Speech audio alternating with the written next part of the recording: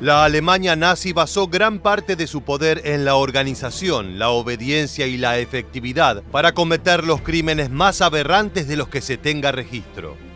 En esa organización, las SS tenían un rol fundamental a la hora de crear oficiales completamente convencidos de su rol en la guerra contra las razas inferiores. Hoy vamos a conocer cómo era la vida dentro de esta institución, cuáles eran los duros requisitos para ingresar y las misteriosas costumbres paganas que Himmler buscó imponer. Acompáñanos en esta nueva entrega de Historia Militar para conocer todo al respecto. La Schutzstaffel, más conocida como SS, fue una organización paramilitar y policial que fue fundamental para la Alemania nazi antes y durante la Segunda Guerra Mundial. Sus inicios se remontan hasta mediados de los años 20, cuando surgió como una unidad de protección personal para Adolf Hitler. El cambio fundamental se dio con el ingreso de Heinrich Himmler en 1925, quien al cabo de unos pocos años transformó esta unidad en una de las instituciones más poderosas y temidas de todo el Tercer Reich, con cientos de miles de soldados y numerosas agencias bajo un mismo comando paralelo. Tal era el alcance operativo de la SS, que se encontraba dividida en tres cuerpos principales: Waffen-SS, Allgemeine SS y SS Totenkopfverbände. La primera consistía en tropas de combate que operaban dentro del ejército alemán. La segunda era responsable de llevar a cabo la política racial de la Alemania nazi y actuaba como policía general. La última tenía a su cargo la dirección de los campos de concentración y exterminio, y fueron la principal organización responsable del asesinato genocida de alrededor de 6 millones de personas. Para formar parte de la SS había varios requisitos fundamentales.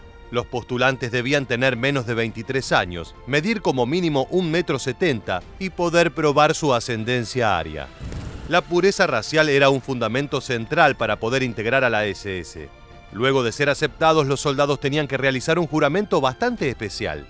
La fórmula consistía en situarse firmes con el brazo derecho alzado y los 3 primeros dedos de la mano derecha apuntando hacia arriba mientras repetían: «Yo te juro, Adolf Hitler, Führer y Canciller del Reich, fidelidad y valor. Prometo obediencia hasta la muerte a ti y a los superiores por ti designados.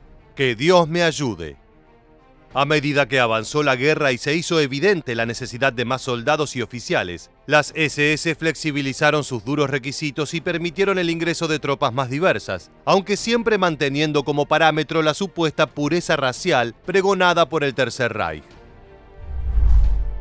Con el tiempo pudieron incorporarse jóvenes oriundos de otros países como Dinamarca, Holanda, Suecia y Noruega, que ya sea por miedo o convencimiento veían en las SS el futuro de Europa.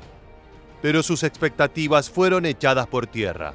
La gran mayoría de los extranjeros fueron incorporados a las Waffen-SS, es decir, al ala de combate, llevándose la parte más dura y cruda del conflicto al luchar contra el Ejército Rojo. Al estudiar el ejército alemán y sus diversas unidades, una de las principales preguntas gira en torno a la naturaleza de esos soldados. ¿Los oficiales de las SS eran animales sádicos, fanáticos nazis o simples soldados que obedecían órdenes de sus superiores? Buscar una respuesta única a esta incógnita es difícil. No abundan los testimonios directos de antiguos oficiales, ya que gran parte de los soldados nazis lograron escabullirse cambiando su identidad. Por otra parte, mucho de lo que sabemos sobre su proceder parte de los testimonios de soldados británicos y norteamericanos que se enfrentaron a ellos. Por último, eran muchos los motivos por los que una persona podía llegar a postularse para formar parte de las SS o de cualquier otra unidad especial nazi. Algunos lo hacían completamente convencidos del odio racial y con expectativas de participar en el exterminio de minorías a las cuales responsabilizaban por los problemas económicos alemanes. Otros postulantes ingresaban por el estatus y la estabilidad económica que brindaba el uniforme negro. Algunos otros querían evitar sospechas y problemas legales y se limitaban a seguir órdenes para no recibir castigos de parte del Estado. Pero más allá de las intenciones iniciales, las SS eran prácticamente un Estado dentro de otro, y como tal tenía una doctrina incluso más intensa y marcada que el promedio de la sociedad alemana. A los oficiales de las SS se los adoctrinaba para convencerlos que formaban parte de una raza superior, la raza aria. Como tales tenían la potestad de realizar una purga eliminando a aquellas personas que eran consideradas inferiores. Dentro de la visión retorcida de las SS, el Holocausto era una acción de misericordia y de limpieza de debilidades y enfermedades congénitas. Al estar enfocadas en jóvenes que habían pasado gran parte de su infancia dentro de las juventudes hitlerianas, las SS buscaban contar con mentes convencidas de su lucha racial. Esto se volvió aún más importante en 1939, cuando las SS quedaron a cargo de ejecutar la solución final, es decir, el exterminio de judíos, gitanos y otras minorías. Para llevar a cabo semejante genocidio se necesitaba de jóvenes convencidos y dispuestos a la brutalidad. Los campos de exterminio como Auschwitz-Birkenau eran la oficina de muchos oficiales de las SS. Al llegar, cada nuevo soldado era recibido con un pequeño banquete y rápidamente le era asignada una función. De acuerdo a su desempeño, los oficiales podían recibir distinciones o incluso ascensos, aunque esto último era menos frecuente. Dentro de las SS operaba un gran sistema de propaganda para alentar a los soldados a participar y destacarse en sus roles. La organización publicó varios libros de listas de servicio, denominados Dienstalterliste, los cuales contenían datos de ascensos de los oficiales de las SS, junto con nombres completos, datos de nacimiento, rango y fecha de la promoción. Además, las SS tenían un órgano divulgativo, el periódico semanal Das Schwarze Korps, lo que podemos traducir como el Cuerpo Negro, que era de distribución gratuita. La relación de las SS y la religión, particularmente el cristianismo, era problemática. La unidad violaba muchísimos preceptos clericales como el aborto y el exterminio de humanos, e incluso la poligamia, con fines de hacer crecer la raza aria y poblar el Tercer Reich. Pese a esto, Himmler veía en los jesuitas un modelo a seguir en cuanto a obediencia y el culto a la organización. Al mismo tiempo, Himmler despreciaba los conceptos de moralidad sexual y misericordia que promovía la Iglesia cristiana. Debido a esto, las SS desarrollaron una agenda anticlerical, por la cual se buscaba reducir la influencia de la Iglesia católica en la prensa, los clubes juveniles y las escuelas.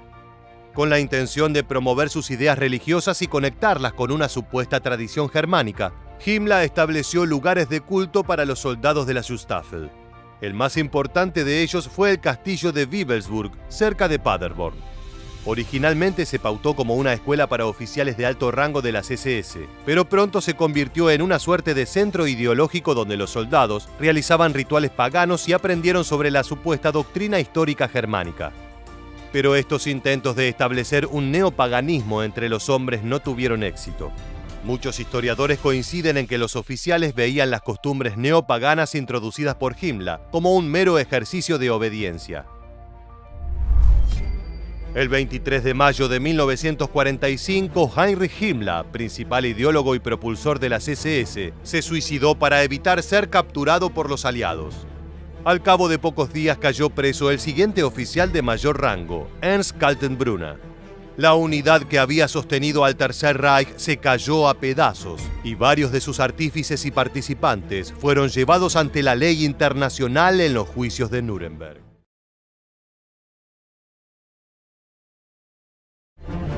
Durante la Segunda Guerra Mundial, el Ejército Rojo de la Unión Soviética fue considerado una poderosa maquinaria de músculo, sangre y metal que tuvo la capacidad de chocar frente a frente con las huestes de Hitler y no solo resistió, sino que empujó al lobo hasta su guarida, donde, acorralado, se quitó la vida. Si bien luego de este histórico conflicto las fuerzas soviéticas gozaron de una mayor infamia al convertirse en el potencial enemigo de Estados Unidos y la OTAN, es innegable que desde su creación hasta su desaparición han representado uno de los cuerpos más temidos de la Tierra. Lo cierto es que si revisamos atentamente el historial del Ejército Rojo, hallaremos relatos de enormes hazañas o estrategias magistrales, incluso en situaciones donde llevaban todas las de perder. Pero también encontraremos una extensísima cantidad de errores, insuficiencias y desaciertos. Muchos historiadores destacan a los generales soviéticos por ser implacables, mientras que otros los llaman carniceros, dispuestos a sacrificar una infinita cantidad de sus soldados simplemente en pos de la táctica de combate que creían adecuada. No obstante, esto también podría decirse de la estrategia norteamericana en Normandía, o la que ejecutó Alemania al invadir la Unión Soviética y que acabó con su mayor ejército diezmado. Estas contradicciones nos llevan a preguntarnos cómo era el entrenamiento y la preparación de los soldados del Ejército Rojo. Cuando hablamos de la Segunda Guerra Mundial y el rol que las fuerzas de la extinta Unión Soviética cumplieron durante el conflicto, debemos tener en cuenta varios factores. Para comenzar, es importante destacar que el entrenamiento de las tropas era realmente muy variado. En algunas batallas participaron soldados que se habían preparado previamente a 1940, mientras que tras la invasión por parte de los alemanes a las ciudades de los comunistas, en muchos casos los soldados fueron reclutados, armados y enviados a la guerra prácticamente sin formación. En una tercera instancia, tras la recuperación del territorio tomado por las huestes de Hitler y antes de avanzar sobre Berlín, la mayoría de los cuerpos de Stalin estaban compuestos por una mezcla de novatos y veteranos sobrevivientes. En sus orígenes, rastreables hasta la Revolución de Octubre de 1917, el Ejército Rojo se llamaba la Guardia Roja y era una milicia conformada por trabajadores armados con una menor cantidad de militares o policías que se habían unido al Partido Comunista. Nació con su nombre oficial en 1918 bajo el comando del comisario del pueblo para la guerra, León Trotsky, quien adoctrinó a los nuevos reclutas desde el primer momento para servir tanto a la madre patria como al sueño socialista de Lenin. Pero la gran crisis producida por la guerra civil en Rusia llevó a que para 1925 quedara poco más de 500.000 de efectivos al servicio del país. Aunque los soviéticos intentaron contener la pérdida de soldados integrando a las fuerzas más trabajadoras y movimientos militantes, debieron firmar un tratado secreto con Alemania en el cual se establecieron los entrenamientos cruzados de tropas. Para este punto, los soviéticos se habían quedado sin su semillero militar. La muerte de Lenin y el exilio de Trotsky pusieron en crisis a la institución militar comunista y la necesidad de oficiales llevó a que se redujeran las carreras militares al mínimo, que era de 2 años, mientras que antiguamente tan solo la carrera de armas duraba 3 años. Peor aún, al poco tiempo de recibirse, los oficiales eran ascendidos de rango, lo que redujo la calidad general de los tenientes y almirantes. Este problema se profundizó enormemente en 1937, año en que Stalin, desconfiando de la institución bélica de su gobierno, llevó adelante la Gran Purga Militar.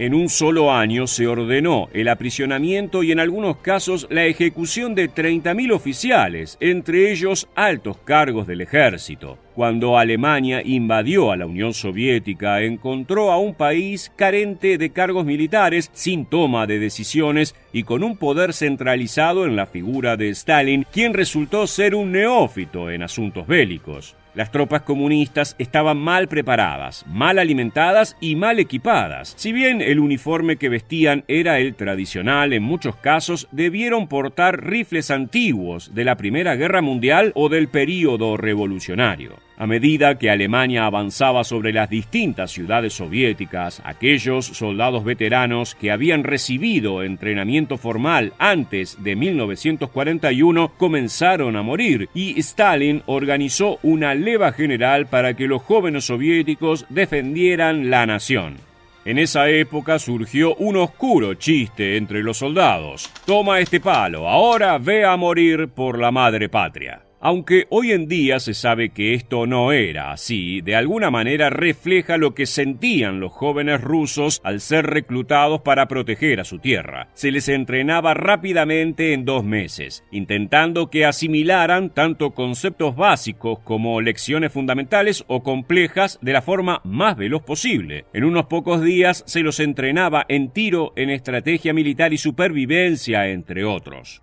Esto generó 2 graves problemas. El primero fue que realmente los reclutas no terminaban de incorporar ninguno de los nuevos conocimientos y carecían de práctica en campo. El segundo implicó una gran desobediencia a la cadena de mando o la incapacidad de seguir órdenes de manera marcial, lo que no solo derivó en dificultades en las operaciones, sino que también llevó a muchos generales a despreciar a sus propios hombres y poner deliberadamente sus vidas en peligro. Pese a todo su poder y su estilo dictatorial, Stalin no pudo apartar la vista del problema que él mismo había creado. Por ello decidió perdonar a parte de los oficiales que había encarcelado durante la Gran Purga. Unos 5.000 hombres, que habían tenido la suerte de ir a prisión en vez de morir ejecutados por sus propios soldados, regresaron al ejército para restaurar el orden faltante. A esto se sumó la presencia cada vez más grande del mariscal Zhukov en la toma de decisiones. Zhukov brilló en su rol de organizador de la defensa en Moscú, que resultó relativamente efectiva, pero culminó en una exitosa contraofensiva que devastó a los invasores alemanes. Luego de esto sería recordado como un carnicero que estaba dispuesto a dar la vida de hasta el último de sus hombres con tal de que su estrategia funcionara. La razón detrás de esta terrible fama radica en dos operaciones que él mismo impulsó. La captura del sexto ejército alemán en Stalingrado, que duró meses y costó la vida de millones de soviéticos, y la infame Operación Marte, también conocida como la picadora de carne de Yersev. En esta misión, Zhukov dirigió personalmente el ataque contra las tropas de Hitler que habían huido de Stalingrado y se refugiaban en Yersev. Tras la ofensiva habían muerto 70.000 soviéticos y 134.000 habían resultado heridos. Del lado alemán, las bajas alcanzaron las 40.000, pese a que su fuerza era casi un tercio en relación a la de los soviéticos.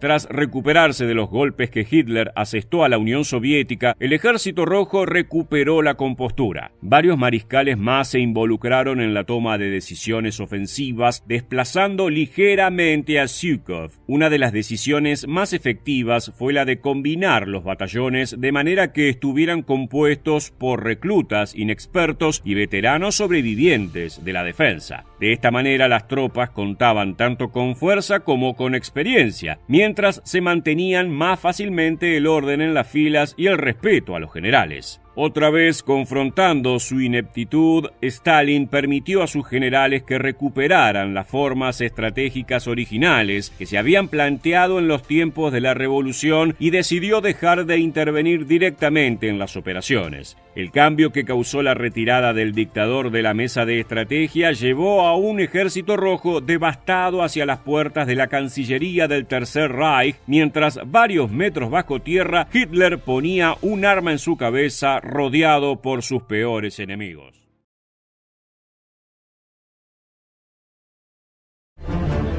Luego de la Primera Guerra Mundial, la mayor parte de Europa quedó completamente devastada, especialmente en su aspecto económico y político. Esto dio pie a que cada nación construya una nueva identidad cultural que en la mayoría de los casos giró hacia una postura nacionalista, defensora de los valores más conservadores y admiraba un pasado glorioso, casi mitológico. En el caso de Italia, la ideología que se vio infundida por estos valores fue el fascismo, comandado por el maestro de escuela Benito Mussolini, quien dotó a su partido del símbolo de los gladiadores de la antigua Roma, el fallo, un hacha de madera y metal que dio nombre al movimiento. Pero el duce, como lo llamaban sus seguidores, no hubiera llegado a ningún lado sin la enorme fuerza de choque que sirvió como su guardia pretoriana personal, además de ejército privado que facilitó su acceso al poder. Estamos hablando de la Milicia Voluntaria para la Seguridad Nacional, conocidos popularmente como los Camisas Negras, a raíz del uniforme que vestían, el cuerpo paramilitar del partido fascista que acompañó a Mussolini desde el período de entreguerras hasta 1945 con el fin de la Italia fascista. Estos hombres no solo fueron el puño de hierro que el duce utilizó para someter a su país, sino que tanto su disciplina y organización como su brutalidad a la hora de enfrentar a los opositores fueron un ejemplo para otros movimientos paramilitares de Europa, siendo los más famosos los camisas pardas de Hitler. Acompáñanos en este nuevo episodio de Historia Militar. En 1919, Italia era un país profundamente convulsionado y dividido. La Primera Guerra Mundial había causado estragos en la economía de toda Europa, al mismo tiempo que un aumento extremo en la pobreza, especialmente dentro de los sectores campesinos y de trabajadores industriales, llevó a una propagación muy rápida del comunismo. Aunque perteneció al bando vencedor, Italia fue completamente ignorada en cuanto a sus demandas en el Tratado de Versalles y su victoria le trajo más pérdidas que ganancias a largo plazo, lo que dejó a la mayoría de la sociedad insatisfecha con sus aliados. Mientras tanto, la Revolución Rusa abría las posibilidades de que un nuevo tipo de gobierno se estableciera en los países empobrecidos tras el conflicto más grande de la historia moderna hasta la fecha, y esto generó grandes tensiones entre los sectores más conservadores y los nuevos movimientos radicales. Fue en este contexto que un joven maestro de escuela y militante del Partido Socialista Italiano, que además tenía vínculos con el sindicalismo, comenzó a alimentar el fuego que latía en el rencor de la gente. Benito Mussolini se alejó de la ideología comunista durante la Primera Guerra, pero no abandonó las formas propagandísticas que había aprendido dentro de la doctrina marxista. Utilizando los nuevos modelos políticos, decidió tratar al pueblo italiano como una gran masa necesitada de un líder fuerte que la llevara a un futuro próspero, y consideró que ese futuro realmente estaba en un pasado glorioso, la antigua Roma, el máximo exponente del poder que supo tener Italia. Así creó el fascismo, que utilizó el fallo, un hacha de madera que utilizaron los gladiadores en el Coliseo, como símbolo que recuperaría la fuerza perdida de su país.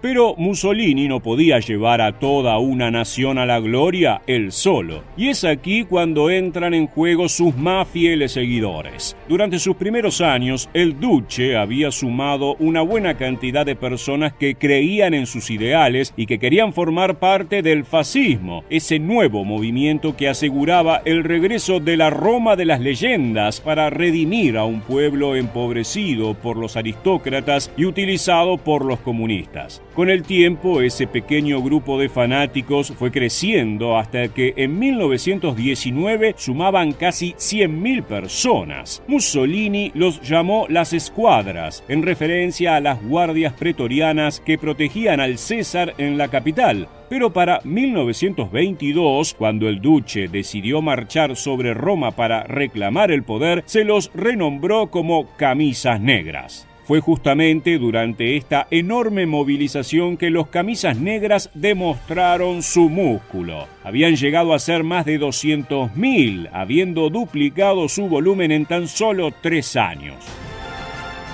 La marcha sobre Roma de 1922 fue el ejemplo perfecto de cómo se comportaban los camisas negras y demostró que su extrema violencia no tenía límites. Durante 3 días, los seguidores de Mussolini golpearon, torturaron, fusilaron y colgaron a todos los comunistas que encontraron en su camino. Recordemos que estas personas eran civiles que formaban parte de una milicia que aún era ilegal y que con suerte habían pasado por el servicio militar obligatorio. Hasta la propia policía y los carabineros le temían a los camisas negras, que se movían en grupos o escuadras como regimientos romanos e impartían lo que ellos creían que era justicia por mano propia. Cientos de comercios, imprentas y bibliotecas fueron quemados bajo sospecha de propagar la ideología marxista. Aquellos que se oponían eran apaleados hasta la muerte o colgados por el cuello de faroles y caños en las gasolineras para luego ser apedreados, ya sea en vida o post-mortem.